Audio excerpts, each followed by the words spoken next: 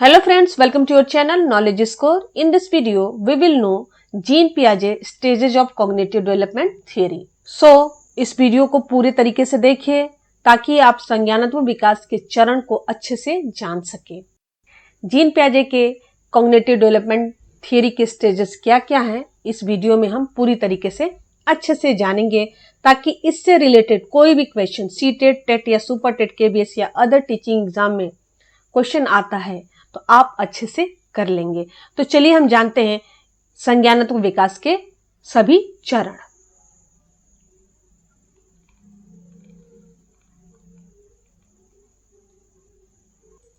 संज्ञानात्मक से मतलब होता है इंटेलिजेंसी, बच्चे का इंटेलेक्चुअल डेवलपमेंट, बच्चे का मेंटल डेवलपमेंट ग्रेजुअली धीरे धीरे किस तरीके से होता है, जीन पियाजे ने अपने संज्ञानात्मक विकास के सिद्धांत में अच्छे से बताया और इसको 4 स्टेजेस में, 4 स्टेजेस में बांट करके बताया है। तो चलिए हम जानते हैं कि चारों स्टेजेस क्या क्या हैं, कॉग्निटिव डेवलपमेंट थ्योरी के स्टेजेस क्या क्या हैं, जिसमें बच्चा का, बालक का ग्रेजुअली मेंटल डेवलपमेंट होता है। On the gradual development of the child's intelligence, Jean Piaget gave the theory of cognitive development. There are 4 stages of cognitive development theory. आगे का हम देखते हैं। कॉग्निटिव डेवलपमेंट थ्योरी के कई नाम हैं, किसी भी नाम से एग्जाम में पूछा जा सकता है। तो इस थ्योरी से रिलेटेड जितने नाम हैं हम उसको जान लेते हैं कि सिद्धांत के कौन कौन से अदर नियम हैं। तो सिद्धांत के अन्य नाम है संज्ञानात्मक विकास सिद्धांत, बौद्धिक विकास का सिद्धांत, थर्ड है विकास का सिद्धांत और फोर्थ इसे हम संज्ञानात्मक व्यवहार का सिद्धांत भी कहते हैं। इसे इंग्लिश में इसका नाम देख लीजिए, कॉग्निटिव डेवलपमेंट थ्योरी। सेकंड है theory of intellectual development, third name है development theory and fourth name theory of cognitive behaviourism.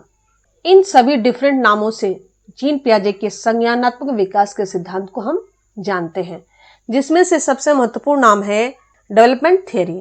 कभी कभी पूछ देता है कि डेवलपमेंट थ्योरी को किसने दिया था, तो इसे जीन पियाजे ने दिया था, विकास का सिद्धांत। This name is very very popular, development theory. तो इन सभी नामों से हम कॉग्निटिव डेवलपमेंट थ्योरी को जानते हैं। अगला पॉइंट देखिए, संज्ञानात्मक विकास की 4 अवस्थाएं हैं। कॉग्निटिव डेवलपमेंट के 4 चरण हैं। इसके पहले स्टेज को बोलते हैं सेंसरी मोटर स्टेज, संवेदी गामक इंद्रिय गति अवस्था। इसका इंग्लिश नेम आप जरूर जानिएगा क्योंकि हिंदी में इसके कई नेम होते हैं, तो इंग्लिश में इसका नाम जरूर से जरूर जानिएगा। मैं इसको बार बार आपको इंसिस्ट करती हूँ कि इंग्लिश नेम कंपल्सरी है आपको जानना। संवेदी गामक के देखिए इंद्रिय गति अवस्था भी बोलते हैं, जबकि इंग्लिश में इसका देखिए एक ही नाम है, सेंसरी मोटर स्टेज है। ओके, इसकी अवस्था जो होती है बर्थ टू 2 ईयर, 0 से 2 साल तक के बीच में होती है। जब बच्चा पैदा होता है वहां से लेकर के 2 साल के बीच में सेंसरी मोटर स्टेज होता है। इसकी सेकेंड स्टेज देखिए प्री ऑपरेशनल स्टेज, इसे हिंदी में पूर्व संक्रियात्मक अवस्था बोलते हैं। इसका एज जो है 2 से 7 साल के बीच में होता है। ओके, ये ईयर आप जरूर जान लीजिएगा, साल किसके बीच में होता है। थर्ड स्टेज है कॉन्क्रीट ऑपरेशनल स्टेज, हिंदी में इसे मूर्त संक्रियात्मक अवस्था बोलते हैं। 7 से 11 साल के बीच में होता है ये अवस्था। Fourth stage formal obstruct operational stage, इसे हम औपचारिक मूर्त संक्रियात्मक अवस्था बोलते हैं, जो 11 से 15 वर्ष के बीच में होता है। अब इन सभी अवस्थाओं को, सभी चरणों को, स्टेजेस को एक एक करके अच्छे से डिटेल में जानेंगे कि ये 4 अवस्थाएं किस तरीके से हैं और बच्चा किस तरीके से ग्रेजुअली क्रमिक रूप से विकास कर रहा है, उसका माइंड डेवलपमेंट किस तरीके से हो रहा है। तो चलिए हम जानते हैं एक एक करके सभी अवस्थाओं को। तो यहाँ पे देखिए पहली अवस्था है का नाम है sensory motor stage, birth to 2 year, 0 से 2 साल के बीच में जो स्टेज आती है बच्चे का, उसका नाम जीन पियाजे ने सेंसरी मोटर स्टेज दिया था। यह बच्चों के संज्ञानात्मक विकास का पहला चरण होता है, पहला स्टेज होता है। इस चरण के दौरान शिशु मुख्य रूप से अपनी इंद्रियों और मोटर गतिविधियों के माध्यम से सीखता है। जीन पियाजे ने कहा कि बच्चा जो है वातावरण में अपनी इंद्रियों और गति के माध्यम से सीखता है। तो इंद्रियां कौन कौन सी होती है? आपको अच्छे से पता है कि इंद्रियां जो है 5 होती है इंद्रियां, नाक, आंख, त्वचा, कान और जीभ। ये 5 इंद्रियां होती हैं, 5 सेंसेस होते हैं। नाक से स्मेल करते, स्मेल करके हम समझते हैं। आंख से देखते हैं, त्वचा से टच करके, छू करके हम समझते हैं किसी चीजों को। कान से हम सुन करके समझते हैं और जीभ से टेस्ट करके, स्वाद लेकर के हम समझते हैं कि ये चीजें क्या है। बच्चा भी इन्हीं 5 सेंसेस का यूज करके, 5 इंद्रियों का यूज करके और गति करके, मोटर करके वातावरण में सीखता है सेंसरी मोटर स्टेज में। सेंसरी मोटर स्टेज में बहुत सारे संज्ञानात्मक विकास होता है। कुछ मेन पॉइंट्स है, हम इसको डिस्कस करते हैं। जैसे कि इस अवस्था में जीटीबी का व्यवहार बच्चे के अंदर आ जाता है, गोल डायरेक्टेड बिहेवियर, लक्ष्य निर्देशित व्यवहार का विकास हो जाता है इसके अंदर। जैसे कि कोई टॉय है, कोई खिलौना है, अगर हम उस बच्चे के पास से दूर कर दें तो बच्चा जो है उस खिलौने को देख करके ही अपनी गति को प्रतिक्रिया करने लगता है, अपना व्यवहार भी उसी के अकॉर्डिंग बना लेता है कि वो वस्तु है उसको हमें लेना है, या रोएगा या चिल्लाएगा या उधर मूवमेंट करेगा, किसी भी तरीके का व्यवहार बच्चा जो है करने लगता है। मतलब अपने माइंड में एक टारगेट, एक लक्ष्य निर्देशित कर लेता है। सेकेंड पॉइंट देखिए, develop object combination and connect broken toy. इस अवस्था में बच्चा जो है खिलौने को जोड़ना, तोड़ना, इस तरीके की विकास बच्चे के अंदर माइंड में शुरू हो जाता है। खिलौने को तोड़ेगा या जोड़ेगा, इस तरीके का विकास इस अवस्था में आना शुरू हो जाता है। थर्ड पॉइंट देखिए, ऑब्जेक्ट परमानेंस बिगिंस होता है, वस्तु अस्थायित्व का विकास शुरू हो जाता है। ये बहुत ही मेन पॉइंट है।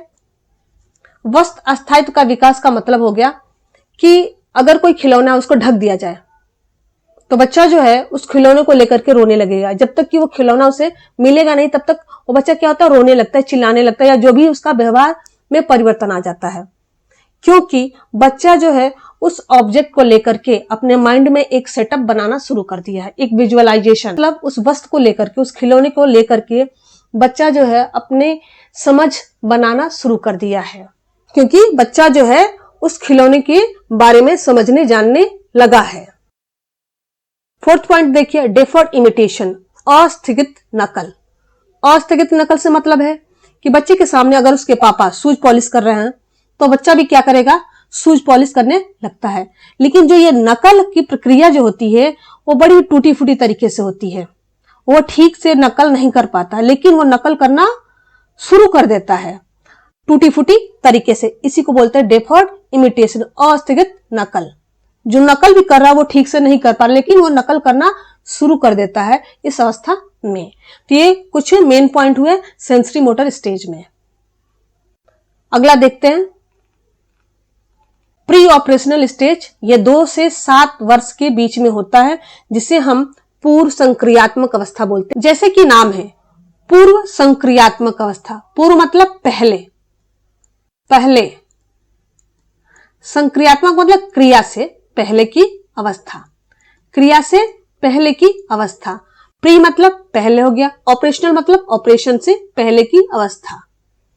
ओके, तो वो अवस्था जो क्रिया से पहले की अवस्था हो उसे हम प्री ऑपरेशनल स्टेज बोलते हैं। यह जो अवस्था होती है यह सोच अंतर्ज्ञान पर आधारित होते हैं, मतलब इंट्यूशन बेस्ड होती है, लॉजिकल बेस नहीं होती है, तार्किक रूप से नहीं होता। बच्चा जो है तार्किक रूप से डेवलप नहीं हुआ होता है। बच्चा जो भी काम करता है वो इंट्यूशन बेस पे करता है। Thinking is based on intuition and still not completely logical.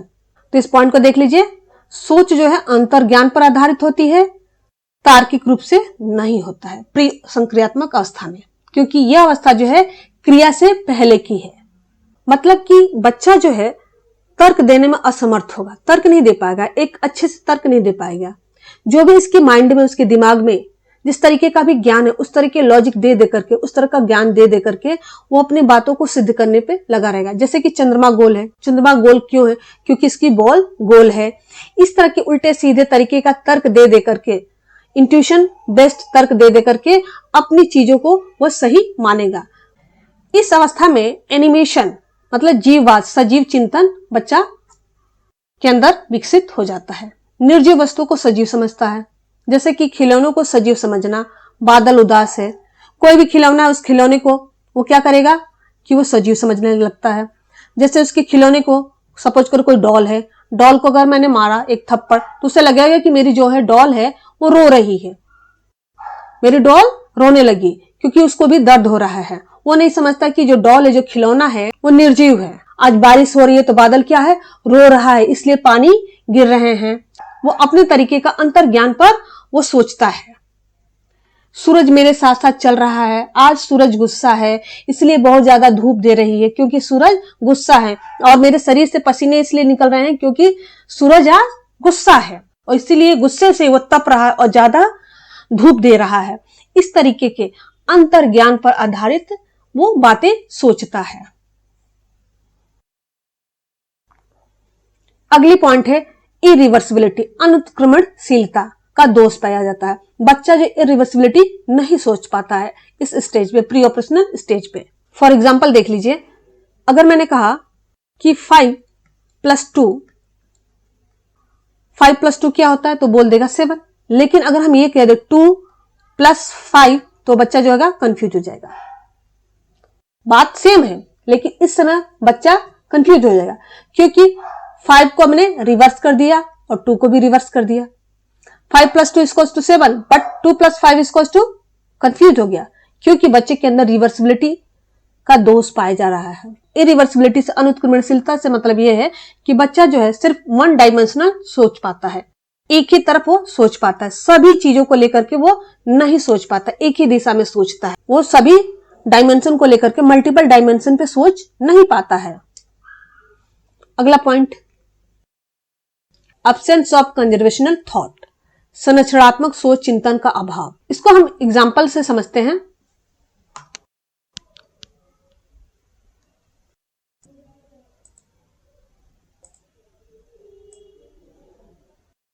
हमारे पास एग्जाम्पल है जिसके थ्रू हम कंजर्वेशनल थॉट को समझते हैं, संरचनात्मक सोच को समझते हैं कि इस स्टेज में इसका अभाव होता है। कैसे अभाव होता है?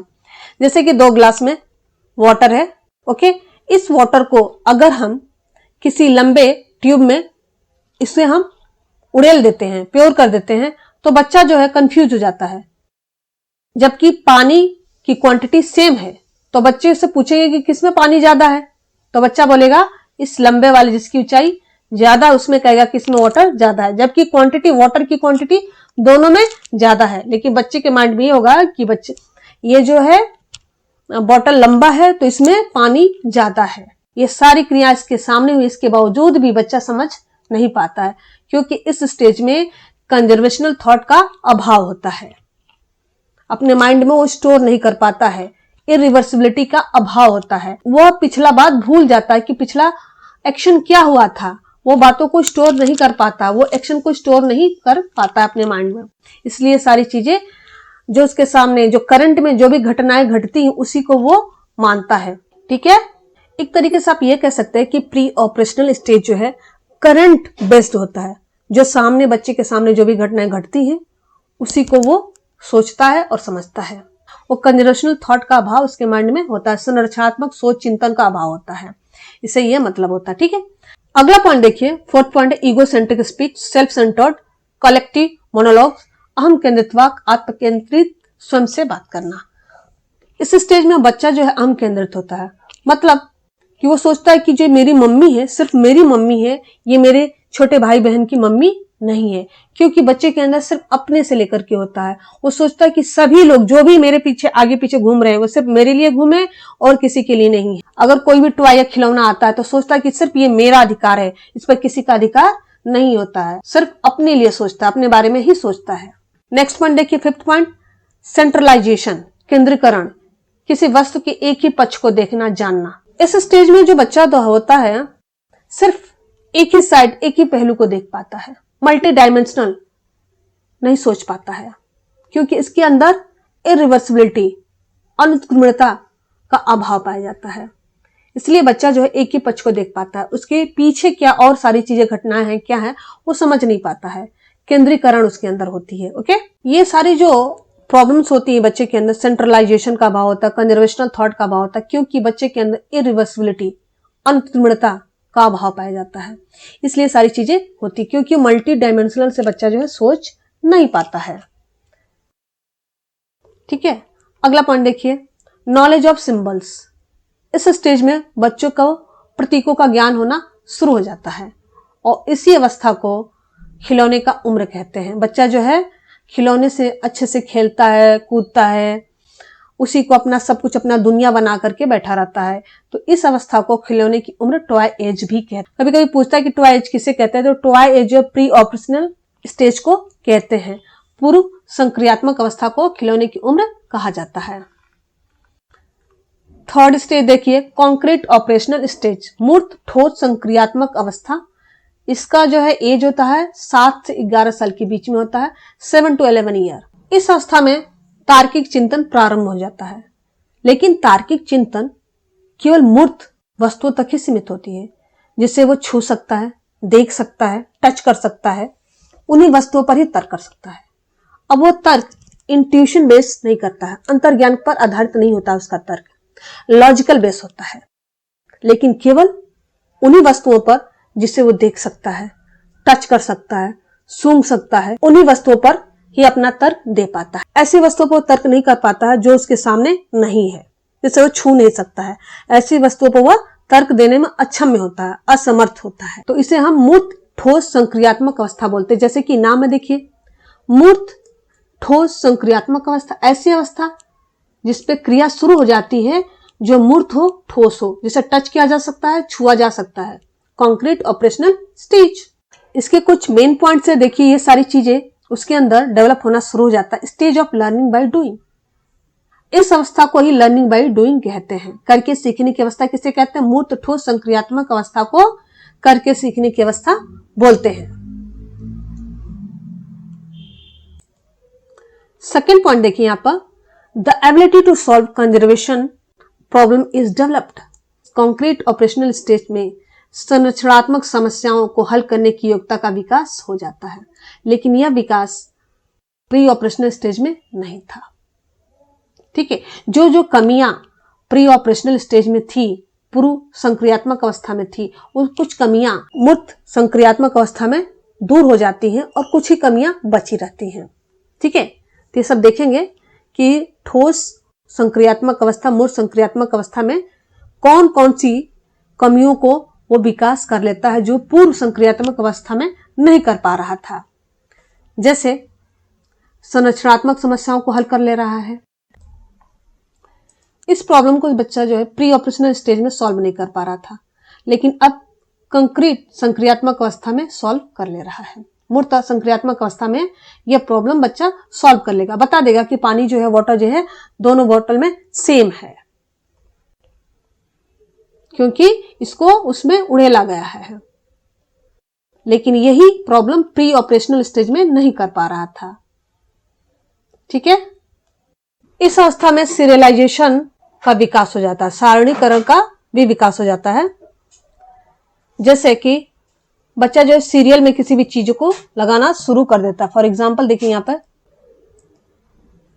कॉन्क्रीट ऑपरेशनल स्टेज में बच्चा जो है सारणीकरण करना शुरू कर देता है। देखिए बड़े से छोटे क्रम में लगाना शुरू कर दिया, ये भी देखिए। लेकिन आप ये भी देख रहे हैं कि एक ग्रुप में लगा रहा है कि रेक्टेंगल, तो रेक्टेंगल त्रिभुज को एक साथ लगा दिया, चौकोर को एक साथ लगा दिया और सर्कल को एक साथ लगा दिया। इस तरीके का cognitive development concrete operational stage में आ जाता है। क्लासिफिकेशन, ग्रुपिंग, सरलीकरण का विकास जो है, इस तरीके का कॉग्निटिव डेवलपमेंट बच्चे के अंदर मूर्त संक्रियात्मक अवस्था में आ जाती है, जो कि पूर्व संक्रियात्मक अवस्था में इस तरीके का विकास का अभाव था। तो इस तरीके से आपने देखा कि सीरियलाइजेशन हो गया, क्लासिफिकेशन, ग्रुपिंग, वर्गीकरण जिसे कहते हो गया। फिफ्थ पॉइंट है इंडक्टिव थॉट, आगमनात्मक विचार। इस स्टेज में बच्चे के अंदर आगमनात्मक विचार आ जाता है। आगमनात्मक विचार का मतलब है उदाहरण से वस्तु के नियम की तरफ जाना। बच्चा उदाहरण देकर किसी भी वस्तु को देखता है, छू करके उसके नियम तक वो सोच सकता है।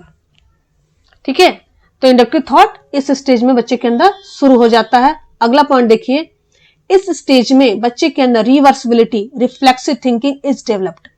उत्क्रमणशीलता, पलटावीर चिंतन का विकास हो जाता है, जबकि यह चिंतन रिवर्सिबिलिटी प्री ऑपरेशनल स्टेज में नहीं था। पूर्व संक्रियात्मक अवस्था में नहीं था, लेकिन मूर्त संक्रियात्मक अवस्था में रिवर्सिबिलिटी आ जाती है। बच्चा जो है 5 + 4 = 9 हुआ। अगर हम इसे बोलते हैं ऐसे कि 4 + 5, तो बच्चा बता देगा 9, जबकि पूर्व संक्रियात्मक अवस्था में नहीं बता पा रहा था। अब ये बच्चा बता देगा, क्योंकि 5 + 4 इसकी पोजीशन हमने बदल दिया, तो अब इस तरीके का वो प्रॉब्लम सॉर्ट आउट कर लेगा। ठीक है, रिवर्सिबिलिटी की विकास उसके अंदर हो जाता है। 7th point, decentralisation quality is also developed. बच्चे के अंदर डिसेंट्रलाइजेशन आ जाता है, जबकि यह गुण पूर्व संक्रियात्मक अवस्था में नहीं था। बच्चा उस समय केंद्रीकरण था।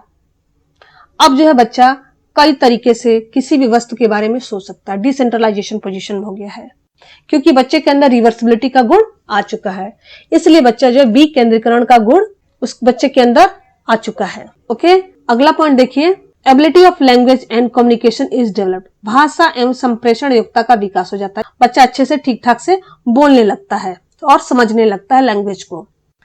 9th पॉइंट देखिए, the nature and egocentrism is and. आत्म केंद्रिता की प्रवृत्ति समाप्त हो जाती है। बच्चे के अंदर जो ईगोसेंट्रिज्म का गुण था, इस अवस्था में आकर के खत्म हो जाता है। आत्म केंद्रिता का जो प्रवृत्ति है, आप क्या हो जाता है, समाप्त हो जाता है। बच्चा जो है सबके बारे में सोचता है कि मम्मी सिर्फ मेरी मम्मी नहीं है, मम्मी मेरी भाई और सिस्टर की भी मम्मी है। अब बच्चा सिर्फ अपने बारे में नहीं सोचता है, सबके बारे में भी थोड़ा थोड़ा सोचना शुरू कर देता है। अब बच्चा, क्योंकि बच्चा ईगोसेंट्रिक नहीं है। अगला स्टेज देखिए, फॉर्मल ऑपरेशनल स्टेज, जिसे हम एब्स्ट्रैक्ट स्टेज, औपचारिक अमूर्त संक्रियात्मक अवस्था। ऐसी अवस्था जिसमें बच्चा उन चीजों के बारे में भी चिंतन शुरू कर देता है जो उसके सामने दिखाई नहीं दे रही। मतलब अपनी कल्पनाओं के माध्यम से, अपनी इमेजिनेशन पावर के माध्यम से ऐसी ऐसी चीजों के बारे में भी सोचना शुरू कर देता है जो उसके सामने दिखाई नहीं दे रही है, जिसे वो छू नहीं सकता है। इसे हम बोलते हैं अमूर्त संक्रियात्मक अवस्था। इसके पहले क्या था, मूर्त संक्रियात्मक अवस्था, जो उसके सामने दिखाई दे रही है, जिसे छू सकता है, उन्हीं के बारे में सोच रहा था। लेकिन अब उसका चिंतन जो है बढ़ गया है। उसका चिंतन ऐसे चीजों पर भी है जो उसे दिखाई नहीं दे रहा है, जिसे वो छू नहीं सोच सकता है। इन चीजों के बारे में भी वो अब सोच सकता है, समझ सकता है। बच्चा काल्पनिक स्थितियों और विभिन्न संभावनाओं के बारे में सोच सकता है, जैसे ऐसी अवस्थाएं जो अभी तक मौजूद नहीं है, कभी भी मौजूद नहीं हो सकती हैं, या अवास्तविक और काल्पनिक हो सकती है। इन चीजों के बारे में भी बच्चा सोचने लगता है। इसका कॉग्निटिव डेवलपमेंट हो जाता है। इस अवस्था में अमूर्त चिंतन और तर्क करने की क्षमता विकसित होती है। यह जो स्टेज होती है, सबसे हाईएस्ट लेवल का कॉग्निटिव डेवलपमेंट स्टेज होता है। जैसे कि नाम से पता चल रहा है, देखिए आप यहाँ पे ऑब्स्ट्रैक्ट स्टेज। ऑब्स्ट्रैक्ट मतलब जो चीजें दिखाई नहीं दे रही हैं, ओके? और यह 11 से 15 साल के बीच में होता है। बच्चे के अंदर वैज्ञानिक दृष्टिकोण का विकास हो जाता है। इस स्टेज में बच्चा जो है अडल्ट हो चुका है। इस स्टेज को हम प्रॉब्लम सॉल्विंग स्टेज भी बोलते हैं। बच्चा जो है अपनी समस्याओं को समाधान करने के लिए सोच सकता है, समझ सकता है, जान सकता है। 3rd पॉइंट देखिए, डिडक्टिव रीजनिंग इज डेवलप्ड। निगमनात्मक तर्क विकसित होता है। मतलब नियम से, रूल से उदाहरण की तरफ। जबकि कॉन्क्रीट ऑपरेशनल स्टेज में, मूर्त संक्रियात्मक अवस्था में बच्चे का जो तर्क है, आगमनात्मक तर्क विकसित होता है। अब जो है बच्चे के अंदर निगमनात्मक तर्क विकसित हो जाता है। मतलब नियम से तर्क की तरफ। पहले इसे फॉर्मूला बता दीजिए कोई, उसके बाद उदाहरण दीजिए, तो बच्चा समझ जाता है। जैसे आपको किसी चीज का परसेंटेज निकालना है, तो परसेंटेज का आपको फॉर्मूला बताना पड़ेगा। फॉर्मूला बताना पड़ेगा आपको, परसेंटेज का क्या फॉर्मूला है, प्रतिशत का क्या फॉर्मूला होता है। पहले आपको प्रतिशत का फॉर्मूला बताना पड़ेगा, फिर आपको उदाहरण देना पड़ेगा कि ये उदाहरण है। तो इस अवस्था में निगमनात्मक तर्क विकसित हो जाता है। 4th point, divergent thinking. Creative thinking stage, अपसारी चिंतन, सृजनात्मक चिंतन का अवस्था होता है, ये अवस्था, ठीक है। तो ये जो स्टेज है अपसारी चिंतन है, बच्चा जो है कई तरीके से सोच सकता है, कई मल्टी डायमेंशनल थॉट ये बच्चा रखता है, क्योंकि बच्चा जो है अडल्ट हो चुका है और बच्चे का इंटेलेक्चुअल डेवलपमेंट सबसे ज्यादा हाईएस्ट स्टेज में पहुंच चुका है। इस तरीके से इस वीडियो में हमने जीन पियाजे के संज्ञानात्मक विकास के सिद्धांत के चरण को डिस्कस किया, जाने कि जीन पियाजे के स्टेजेस ऑफ कॉग्निटिव डेवलपमेंट क्या है। सभी चारों स्टेज को अच्छे से हमने उदाहरण के साथ समझा।